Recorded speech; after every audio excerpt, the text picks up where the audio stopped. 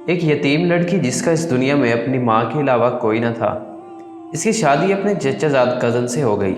وہ بہت ظالم تھا، نہ صرف اس لڑکی کو مارتا پیٹتا بلکہ اس کے خاندان والوں کا رویہ بھی اس کے ساتھ حد تک امیز تھا۔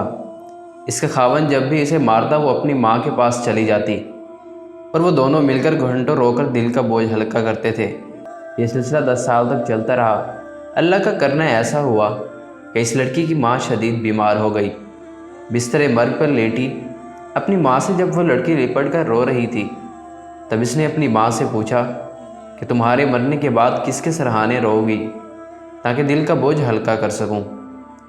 اس کی ماں نے اسے کہا جب اس کا خاوند اسے زیادہ مارے تو ہفتہ 2 ہفتے بعد وہ یہاں آئے اور وضو کر کے اللہ کے حضور سجدہ ریز ہو کر روئے۔ اس کی ماں نے اسے یہی وصیت کی کہ اللہ سے اپنے خاوند کے ظلم کا شکوہ کرے۔ اپنی ماں کی جدائی کے بعد جب بھی اس کا خاوند اسے مارتا تو وہ ماں کے گھر آ جاتی اور باوضو ہو کر اللہ کے حضور گڑ گڑاتی۔ جب اس کا دل ہلکا ہو جاتا تو واپس چلی جاتی۔ ابھی مہینہ بھی نہیں گزرا تھا کہ کسی شیطان صفت انسان نے اس کے خاوند کو ورگلایا، تمہاری بیوی اپنی ماں کے کھنڈر مکان میں جا کر پتہ نہیں کیا کرتی ہے کہ واپسی پر خوش ہو کر آتی ہے۔ اس شخص نے مزید بتایا کہ وہ اپنے ساتھ پانی بھی رکھتی ہے۔ تب اس لڑکی کے خاوند نے ایک دن اس کا تعاقب کیا تو کیا دیکھتا ہے کہ اس کی بیوی وضو کر کے سجدہ ریز ہو کر اللہ تعالیٰ سے اپنے خاوند کے ظلم کی شکایت کرتی ہے، پھر اس کی ہدایت کے لیے اللہ کے سامنے ہاتھ بلند کرتی ہے۔